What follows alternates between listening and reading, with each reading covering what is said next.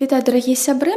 У сённяшнім выпуску паспрабую патлумачыць, чаму асабіста я не рэкамендую карыстацца паслугамі аўтаперакладчыка ў тых выпадках, калі вам неабходна выніковы тэкст апублікаваць пад сваім імем ці выкарыстоўваць яго неаднаразова.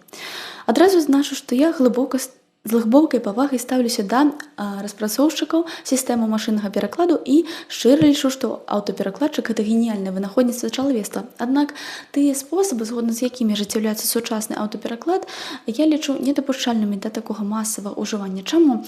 Нагадаю, што сучасныя аўтаперакладчыкі яны ў асноўным базіруюцца на разнастайных статыстычных метадах.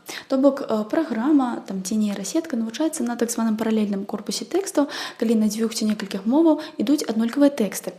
І праграма падлічвае частотнасці, адпаведнасці лексемы ці словазлучэння ў адной мове, лексемы ці словазлучэння ў іншай мове. І, дарэчы, праблема для такіх моваў, як беларуская мова, да прыкладу, можа ўзнікнуць ужо на гэтым узроўні. Справа ў тым, што колькасці тэкстаў, на якіх адэкватна праграма можа навучыцца, падлічыць верагоднаснасці і частотнасці недастаткова ў адкрытым доступе. Вядома, ужо шмат тэкстаў на беларускай мове ў інтэрнэце, аднак гэта мала ў параўнанні з напісанымі апублікаванымі тэкстамі на сусветных мовах, той жа ангельскай, французскай, кітайскай і так далей.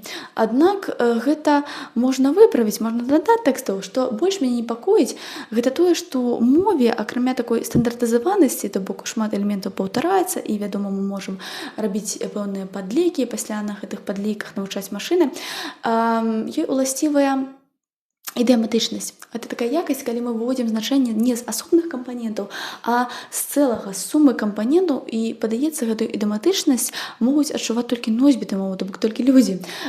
Як зрабіць так, каб праграма адчувала гэтую ідэматычнасць? Пэўна, навучыць яе мысліць і адчуваць як чалавек.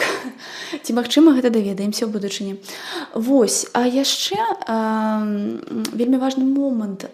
Мы вельмі рэдка ствараем выказванне па нейкім папярэднім узоры. То бок мы ствараем заўсёды выказванне на нават калі там прысутнічаюць пэўныя банальныя думкі, аднак у гэтым і ёсць творчы кампанент маўлення. Мы заўсёды ствараем выказванне на То бок калі словазлучэнні, лексемы паўтараюцца ў маўленні, то такіх выказванняў, якія паўтараюцца, і можна падлічыць частотнасць іх ужывання, мала.